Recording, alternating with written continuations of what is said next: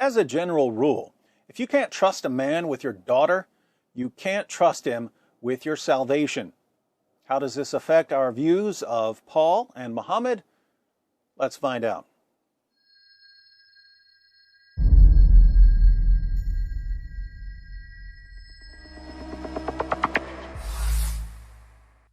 Our Muslim friends assure us that Muhammad was the greatest man who ever lived.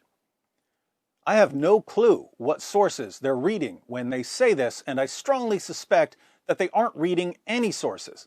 They simply hear wonderful things about Muhammad from their leaders, and they assume that these wonderful things are true without ever bothering to investigate.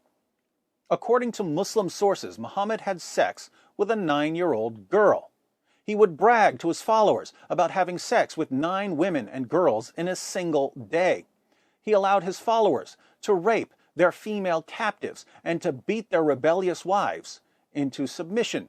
He told his followers that women are stupid and immoral and that their testimony is unreliable. He tortured a man for money.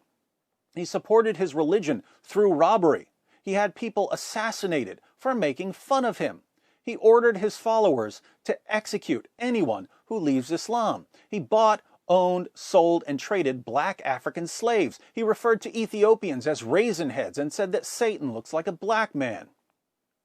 Not the sort of person you'd want as your next door neighbor. What about Paul?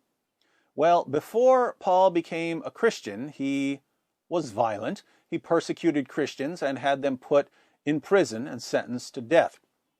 But apart from his early affinity for forcing people to obey his interpretation of the Torah, Paul just wouldn't do anything wrong. In Philippians 3:6, he says that according to the righteousness under the law, he was blameless. This doesn't mean that he was sinless, but it does mean that no one could point a finger at him and accuse him of violating God's commands. If you really wanted to criticize Paul for something after he became a Christian, you could reasonably say that he was extremely sarcastic at times, and that when people challenged his status as an apostle, he would boast about his accomplishments and about working harder than any of the other apostles. People who have a problem with sarcasm and boasting, I happen to love them, usually don't like Paul's personality. But let's face it, Paul isn't the sort of person you'd need to hide your 9-year-old daughter from. Now, to be fair, Muhammad did share certain positive characteristics with Paul. They both emphasized helping the poor, for instance.